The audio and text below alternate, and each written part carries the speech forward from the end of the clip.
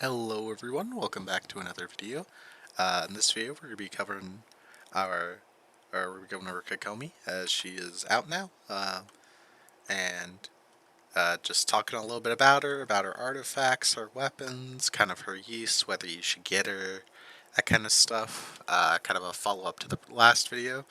I apologize for being out of commission for a little bit. I caught some kind of sickness, and I've been in bed for like the past week or so, but we're feeling a little bit better, or quite a bit better now, so we're gonna be back to making videos.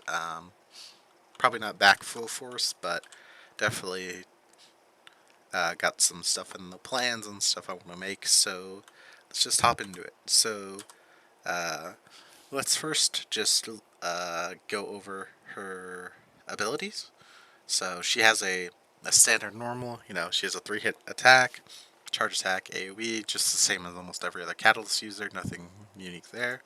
Her E summons a little jellyfish on the ground that gives you healing over time, does some damage, and it lasts 12 seconds. Looks like this. It's kind of like an Oz or like a Goba, but importantly, you can't move it again with her E, so once you put it somewhere, it's stuck there. This isn't necessarily the biggest issue in the world, but you just need to make sure you're fighting around it if you want that healing, and if you want to take advantage of it. And her ultimate is the thing that gives her increased damage based on her HP scaling and causes her normal attacks to do more damage. But the actual important line of text here is actually nothing to do with this. It's this right here. This refreshes the jellyfish when you ult, which means you can actually perma the jellyfish as long as you can keep battering the energy for her ultimate, which is really nice. Something important to note, though, if you do want to make use of this ultimate, is that because it increases your normal attack and charge attack bonus, this means you need to have leveled her normal attack and charge attack as well as her ultimate and her skill. So, unlike Raiden Shogun, who has her own special values attached to her ultimate, Kokomi does not, so you need to level up those normal attacks as well. Some important things to note about Kokomi is the jellyfish energy gen is actually not completely consistent. Sometimes the jellyfish will give you a particle, and sometimes it won't. I've heard somewhere in the range of 60 to 70, you know. But TLDR, it's not every time. As you can see here, as it's going off, it's going to give me a particle every time, probably. This is kind of just something deceptive MiHoYo does, where in the, and you see, the ultimate doesn't actually respawn a jellyfish. That's actually something important to notice. So the jellyfish already has to be out to get the extension. But, yeah. But the energy generation inside of the test is a lot higher than it naturally will be. So you will need more energy recharge than what they have listed here to get a similar effect where you're able to trigger her ultimate consistently. So, real quick, let's just go over artifacts. This is her signature weapon. Obviously, it's pretty good on her, but considering this character is a healer and not a main DPS, and considering how bad the banner is, how bad weapon banners are in general for lower budget or free-to-play players, I wouldn't touch any banner with a 40-foot pole. Even the Homo Gravestone banner, which was insane, I still wouldn't recommend for lower budget players, at least until you're past, at least 8 really good units you like, and arguably a little bit more for elemental coverage. But yeah, the kind of alternatives I would personally recommend is either just using a Thrilling Tales or the Dragon Slayer, which everybody has, or using a prototype Amber, which you can craft. TLDR is that she wants HP percent, as most of her stuff scales off HP, so much HP percent books will work completely fine. Let's have a look at the artifacts they have her on. So they have her on Heart of Depths to try to make her do more damage, which I think is a complete mistake.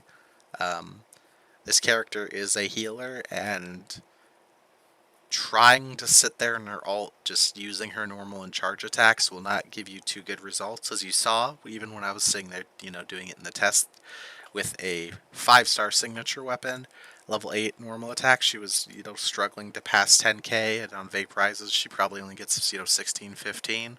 So I wouldn't invest so highly in a healer as to put them on a Heart of Depth set, but an amazing set I think you can run on her if you want to use her is Tenacity of the Millith, actually, as her little E skill will consistently proc the attack bonus, and if you extend it with the ultimate, you can perma it.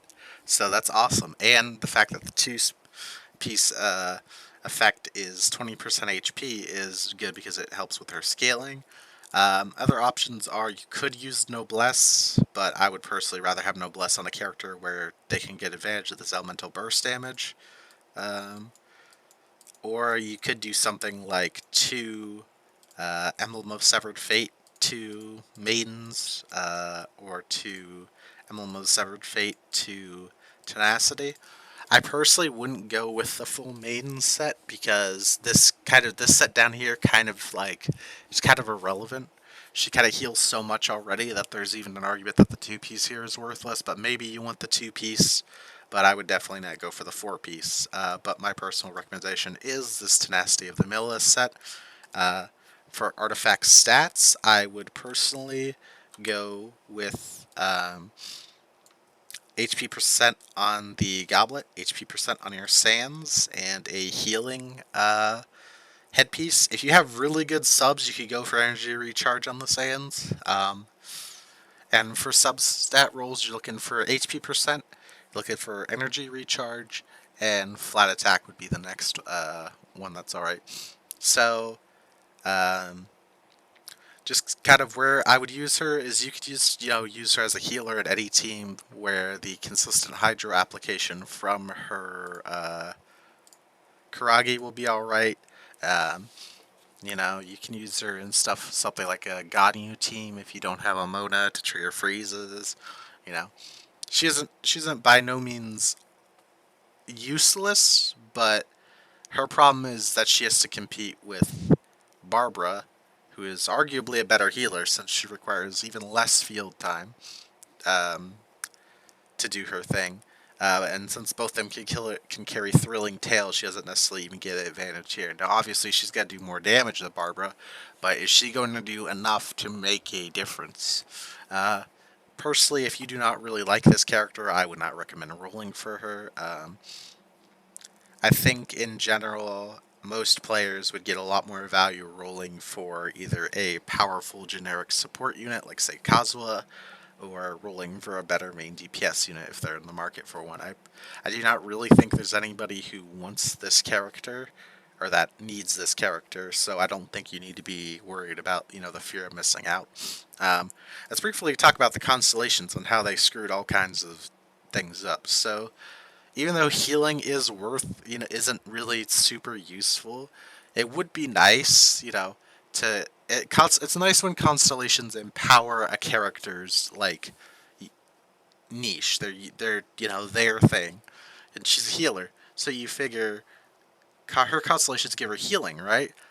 Damage, a little bit of healing here. This is the upgrade damage, upgrade on skill damage. So yeah, I would not roll for a single constellation on her. I don't think any of them are very good, and I don't even think getting all the way her to C6 would make the difference. Now, I'm a little happy actually with her constellations because I was half expecting them to pull a fast one, and her C6 is something like, oh, her C6 completely negates this thing here that decreases her crit rate chance, and all of a sudden she's a ridiculous main DPS that has infinite HP sustain. So I am a little happy that they didn't do something silly like that, but on the other hand, I wish they would have mashed more of the constellations with her general gameplay, even though I don't think most people should ever roll for 5-star constellations, as the game is completely playable with characters just as they are. For talent order, I would level Karagi's Oath mainly, and if you want to take advantage of some auto attacks inside of her ultimate, you should split points between these two, but mainly just get this up so you drop it down. Essentially, just use it like an Oz that heals you. Um, so that's about all for my Kokomi impressions. TLDR, I wouldn't touch her with a 50-foot pole unless you absolutely love her character and her design and you really want her, in which case go for it. But I think almost every other character is a better use of your Primo Gems personally. And just really quickly, as well, I personally do not recommend rolling on banners just to try to trigger 4 stars, as you can go really dry for the 4 stars. So I would, even though her banner can look a little tempting, I wouldn't risk it. And same thing with the weapon banner, since this weapon is on it and it's basically only useful for her. I also wouldn't chance the weapon banner. Um, but I want to thanks for coming out. Thanks for listening. If you have any other, tips, or if you have a different opinion, I would love to hear it in the comments below. Uh, if you have any videos you would like to see made, maybe stuff you haven't really seen from other creators, or a guide that you would like to see, you drop it in the comments to see if I can do it. Probably gonna be the next video is probably gonna be about maybe we'll talk about the abysmal anniversary, but probably not. I don't really like to cover silly stuff like that.